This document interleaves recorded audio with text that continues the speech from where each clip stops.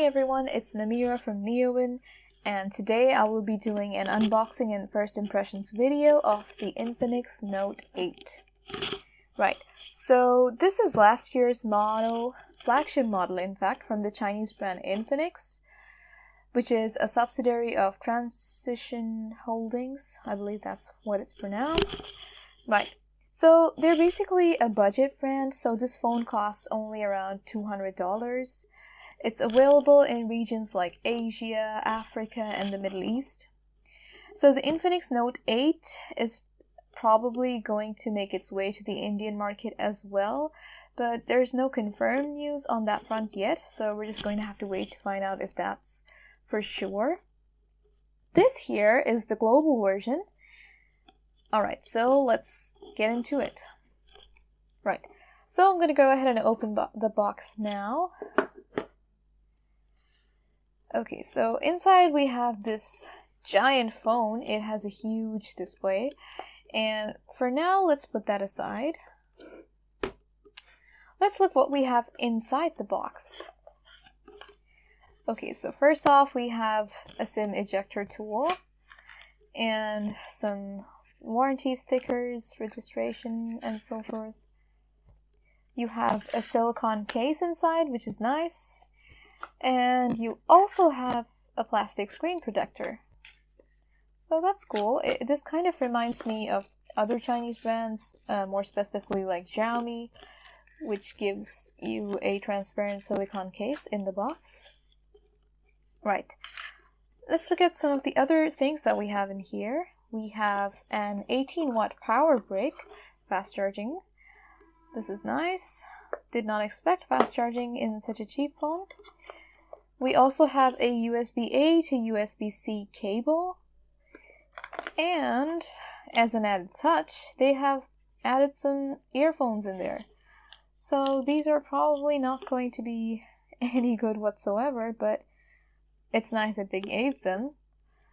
I mean, so many phones are not including even power bricks in the phone, right? Okay, so that's all we have in here. That's a nice amount of things. Right, so let's move on to the main highlight, which is, of course, the phone itself. So, as you can see, we have this in a nice blue color. Alright. So this phone is available in 3 shades, gray, blue, and green. I have the blue variant here.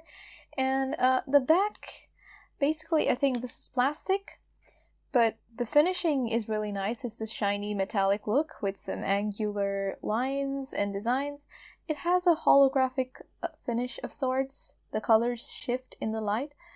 Overall, it looks nice. So basically, they tried to take plastic and make it look premium, I think. Okay. So let's turn that around. And of course, on the front, as I mentioned before, we have this large display. In fact, it's a 6.95-inch display, IPS LCD. Of course, we cannot expect something like an AMOLED display on a $200 budget smartphone, but I think that the size sort of makes up for that. Wow, this phone is huge. Let's turn it on. So this has a resolution of 720 by 1640 pixels. Not bad. It also has a peak brightness of 480 nits. Let's see how that turns out. So let's turn on the phone and see. So on the front, as you can see, we have dual front cameras. One is a 16 megapixel lens, and the other one, I believe, is a 2 megapixel depth sensor. Right, so this runs Android 10 out the box with their own in-house OS layered on top, which they call XOS. This has XOS 7.1. Of course, it's probably going to get upgrades for a year or two, I'm guessing. I will be doing a full-length review, so I will include all those details in that. So stay posted. Right, so I'm going to set up the phone and get back to you. Alright guys, so I'm back, and as you can see, I have set up the phone, it's all ready to go. Before we jump in, I'm going to go through the specs real quick just to keep you guys informed. Alright, so the Infinix Note 8 has the Mediatek Helio G80 chipset. It has 6 gigs of RAM, 128 gigs of storage, which is expandable via microSD. It supports dual SIM. It also has a pretty large 5200 mAh battery. So on the side, as you can see, we have a side-mounted fingerprint sensor. Now, personally, I'm really fond of these, especially on the more affordable phones, because they tend to be far more responsive than a cheap under-the-screen fingerprint sensor. So as you can see, it responds quite nicely. So the side-mounted fingerprint sensor also doubles as a power button. And on top of that, you have the volume buttons. Right, so let's turn this and let's look at the bottom of the phone. We have the USB-C charging port here, a 3.5mm headphone jack. We have the speakers here. So this has dual speakers, and I'm excited to see how this turns out. I'm going to be testing the loudness and the sound quality in my full-length review. Right, so apart from that, this has dual cameras on the front, a 16-megapixel main and a 2-megapixel depth sensor. And on the back, there is a quad camera setup.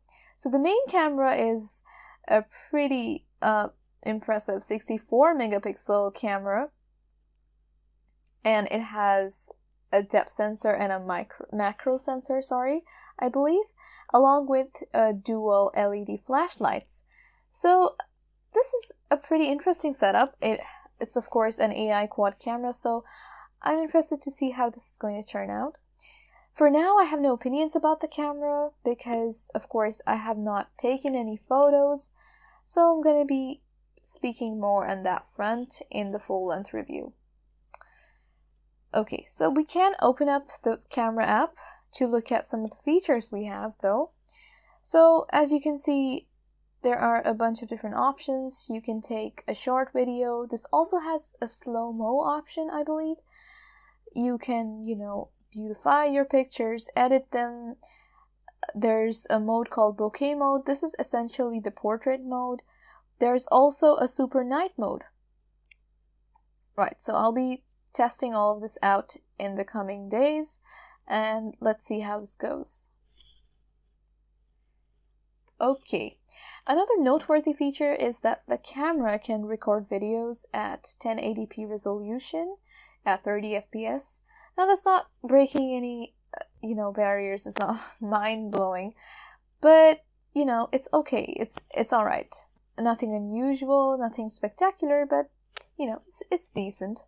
For a $200 phone, what more could you expect? Right, so let's look at the software itself. So the phone has a lot of apps pre-installed, as you can see. There's a ton of bloatware, and of course you can uninstall most of it, but this is quite problematic. It does slow down your phone, so you can just go through the apps, decide what you want to keep, and ditch the rest. There are also ads in the phone, which is usual for Chinese phones like this. And it's a hassle for a lot of people. Right, so you have all your usual apps as well. So, you have your phone, messages, all the Google apps like Google Chrome, Drive, social media apps, file manager, 2 file managers for some reason, Gmail. It also has some other useful apps like this translating app pre-installed.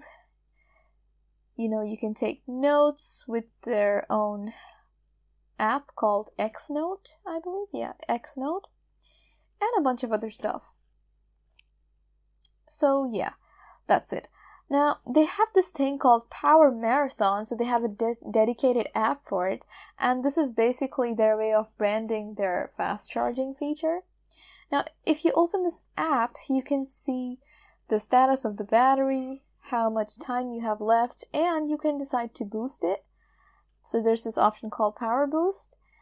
and an ultra power saving mode. So that's interesting. So you have not only one power saving mode, but also another extreme one. That's nice. Yeah, so that's there, and that's about it. There are a bunch of pre-installed apps, as you can see. On the home screen, if you slide left, you have these widgets. So again, these are completely customizable. You can add anything you like, you can remove anything you like, you know. There's this app to improve your usage, to, you know, clear any unnecessary apps. There's a weather widget, alarm, you know, there's this one, for example, that has games. These kind of things usually slow down your phone a lot, so you might want to remove such things, you know, all the usual things. Okay, so there's another thing that I would like to mention, which is if you pull like this from the side, a small menu opens up, a quick access menu of sorts, and I find this really nice because it has a customizable set of apps.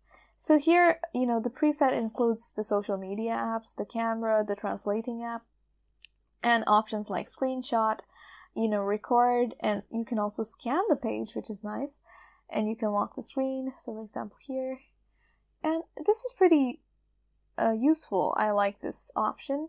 It reminds me of the MIUI a lot. You know, a lot of the features, the layout, it's really, really similar to the MIUI. But the MIUI is probably better. I will have to go through all the extensive settings and features, obviously, to assess and evaluate in full.